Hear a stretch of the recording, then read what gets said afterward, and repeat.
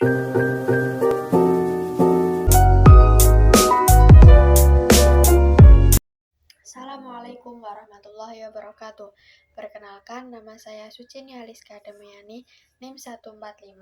Saya membuat video ini untuk memenuhi UAS BK mengenai teori psikoanalisis dan juga teori behavioral. Yang pertama, teori psikoanalisis yang berarti suatu penyembuhan yang lebih bersifat psikologis yang menggunakan cara-cara fisik. Menurut Corey, teori ini ialah teori pertama yang muncul dalam psikologis khususnya yang berhubungan dengan gangguan kepribadian dan juga perilaku neurotis.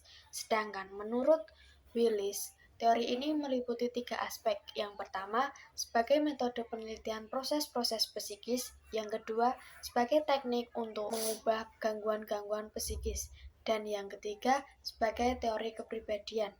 Adapun hakikat manusia yang terkandung dalam teori psikoanalisis. Yang pertama, antirasionalisme. Yang kedua, semua kejadian psikis ditentukan oleh kejadian yang terjadi sebelumnya. Yang ketiga, mendasari tindakan dengan motivasi yang tak sadar, konflik, dan simbolis, dan masih banyak lagi. Adapun tujuan teori psikoanalisis secara umum bertujuan untuk membantu konseli agar mampu mengoptimalkan fungsi ego sebenarnya, sedangkan secara khusus menurut Baker ialah meningkatkan kesadaran dan kontrol ego, sedangkan menurut saya Hujo Suwarno untuk membentuk struktur karakter individual kembali. Adapun kelebihan dan juga keterbatasan dari teori psikoanalisis, yaitu kelebihannya 1. Konselor bisa mengetahui masalah pada konseli. Yang kedua, membantu konseli mengetahui masalah. Yang ketiga, membentuk kembali kepribadian konseli. Yang keempat, meningkatkan kesadaran dan kontrol ego konseli. Yang kelima, menolong konseli mendapatkan pengertian. Adapun keterbatasan dari teori psikoanalisis, yaitu waktu yang dibutuhkan dalam terapi sangatlah panjang, terlalu menekankan pada libido, pandangan yang terlalu deterministik, dan juga pengalaman masa kecil sangat menentukan konseli. Yang selanjutnya mengenai teori behavioral. Pengertiannya ialah teori behavioral dikembangkan melalui teori-teori psikologis behavioristik. Perilaku behavioral adalah pada pelaku yang nampak sehingga terapi tingkah laku berdasarkan daripada menerapkan prinsip-prinsip belajar secara sistematis dalam proses perubahan perilaku menuju ke arah yang adaptif. Adapun sejarah-sejarah teori behavioral ialah pendekatan-pendekatan behavioral melalui pada tahun 1950 sampai 1960-an yang merupakan titik awal sebagai pemisahan diri secara radikal dari perspektif psikoanalitik yang dominan. Bruce Friedrich Skinner merupakan salah satu tokoh dalam bidang pengkondisian operasi.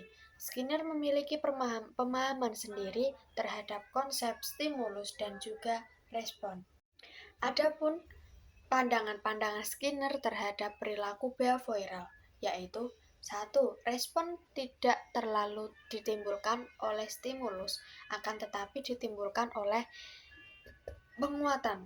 Yang kedua, lebih menekankan pada studi objek individual daripada kelompok. Yang ketiga, menekankan pada terciptanya situasi terhadap terbentuknya suatu perilaku.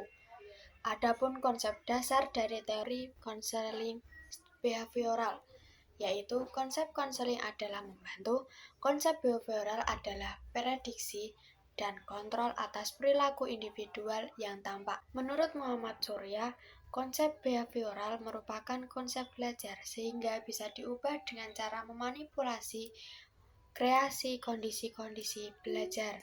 Adapun prinsip teori behavioral yaitu memodifikasi tingkah laku melalui pemberian penguatan. Yang kedua, mengurangi frekuensi berlangsungnya tingkah laku yang tidak diinginkan. Yang ketiga, pengkondisian pengubahan tingkah laku melalui pemberian contoh atau model. Adapun teknik-teknik dalam teori behavioral, yang pertama, latihan asertif yang berguna untuk melatih tindakan klien layak maupun tidak layak. Yang kedua, desensitisasi sistematis untuk menenangkan klien menghadapi ketegangan. Yang ketiga, pengkondisian aversi untuk menghilangkan kebiasaan buruk. Yang keempat, peningkatan tingkah laku model atau membentuk tingkah laku baru dan memperkuat tingkah laku yang sudah ada di dalam diri konseli atau yang sudah terbentuk dalam diri tersebut. Yang selanjutnya, cover sensitization atau merawat tingkah laku yang menyenangkan kalian tetapi menyimpang seperti homesick atau alkoholisme. Yang terakhir, talk stopping ialah teknik yang digunakan saat klien cemas. Yang selanjutnya, saya mengambil contoh masalah tentang teori behavioral mengenai pendisiplinan waktu belajar yang koefisien bagi anak saat berada di rumah. Ini termasuk salah satu tugas orang tua untuk bertanya kepada anak tentang tugas atau materi pembelajaran yang diajarkan di sekolah. Apakah ada gangguan atau tidak? Jika ada gangguan, maka orang tua harus mengajarkan teori pembelajaran tersebut hingga anak paham. Tetapi jika tidak ada gangguan maupun tugas, materi yang tidak dapat dipahami oleh anak, maka tetaplah disuruh belajar, karena dengan belajar akan meningkatkan kecerdasan otak anak dan juga mengasah pola pikir anak. Baik, sekian dari saya. Terima kasih. Akhirul kalam, wassalamualaikum warahmatullahi wabarakatuh.